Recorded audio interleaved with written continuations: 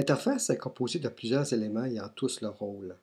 Sur la barre de commande, on trouve le bouton permettant de modifier la langue de l'interface. En passant, notez qu'en laissant le pointeur de la souris sur le bouton, une bulle explicative fait son apparition. Le bouton disquette enregistre le projet sur le disque de l'utilisateur. L'onglet Partager téléverse le projet sur le site mère de Scratch au MIT aux États-Unis.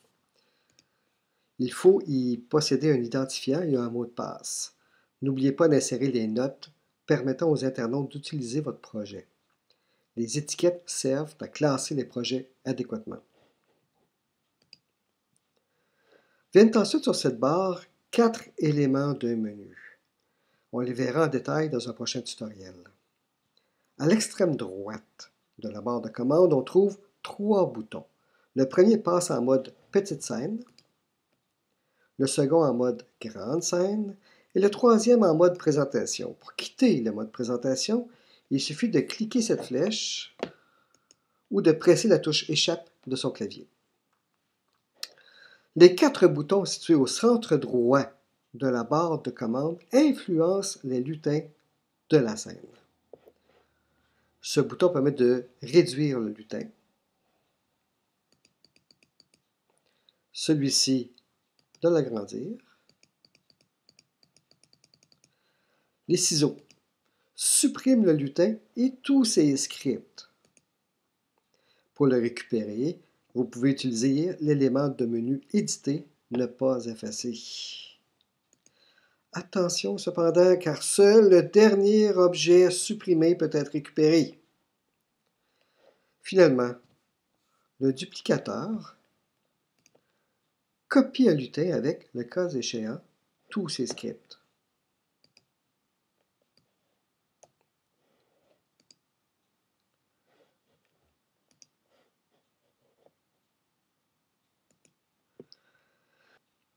C'est sur l'aire de la scène que le projet prend vie. Sur cette scène, on retrouve des objets appelés lutins, de même qu'un arrière-plan appelé scène.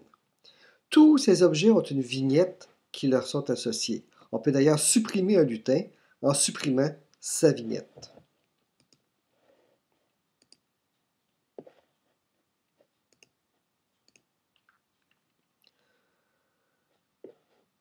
En haut à droite, 2 petits boutons apparaissent. Le bouton Arrêter tout permet d'arrêter tous les scripts s'il y en a en exécution. Et le bouton Drapeau est une des 4 ou 5 manières de déclencher des scripts.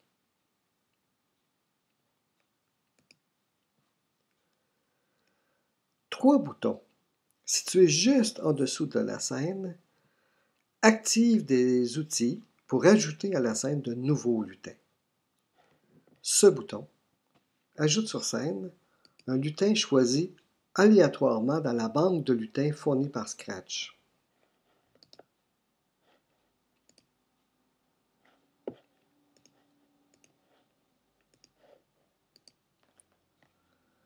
Ce bouton, quant à lui, permet au scripteur de choisir un lutin dans la banque de costumes ajoutée lors de l'installation du logiciel. Donc, on choisit un dossier et on peut double-cliquer sur le lutin pour le faire apparaître sur la scène. Pour naviguer dans les dossiers, on peut utiliser la flèche de navigation de dossier. L'ascenseur permet de parcourir tous les lutins du dossier. On peut aussi revenir au dossier principal en cliquant sur le bouton Costume.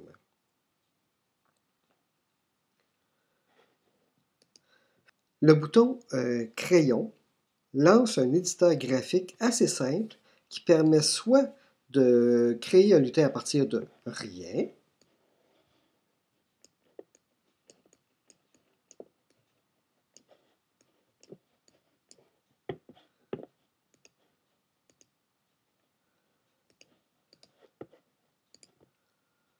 comme ici,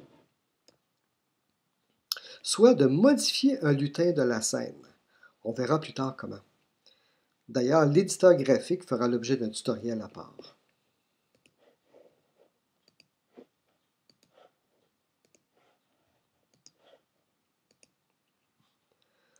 En cliquant sur la vignette d'un objet, on peut lui associer des scripts. Ces scripts sont déposés dans l'aire des scripts. Pour confectionner des scripts, on a accès à toute une panoplie de blocs de programmation. Ces blocs ont été classés en 8 catégories. On accède au bloc d'une catégorie en la cliquant.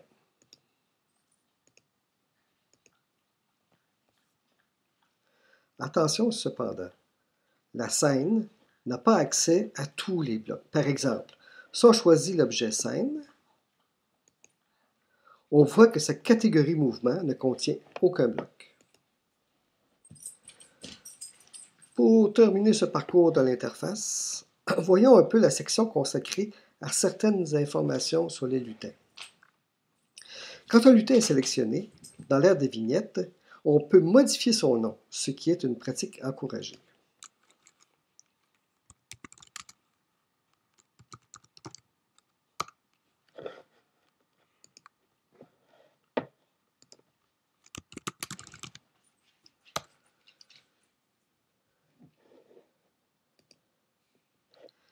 Si on ouvre le cadenas, le lutin sera glissable par l'utilisateur de votre projet. Généralement, on préfère le garder fermé.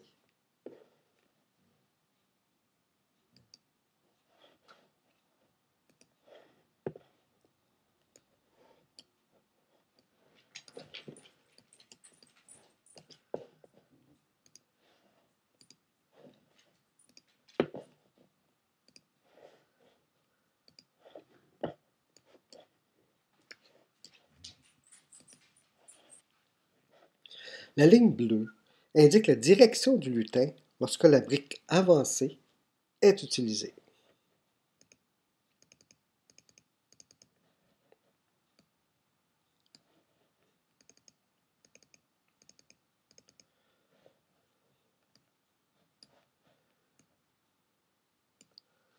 On peut modifier manuellement cette ligne en la déplaçant de la manière que vous avez vue. X, Y sont les coordonnées du lutin sur la scène. On y reviendra en détail dans un prochain tutoriel. Dans Scratch, 90 degrés, une direction de 90 degrés indique une direction est. Une direction de 0 degré indique le nord. Moins 90 indique l'ouest. Et 180 degrés indique le sud. De plus, on peut, à l'aide de ces 3 boutons, modifier le style de rotation de notre lutin. Par exemple ici, permet une rotation complète du lutin. Celui-ci permet une espèce de réflexion droite-gauche. Et celui-ci refuse toute rotation.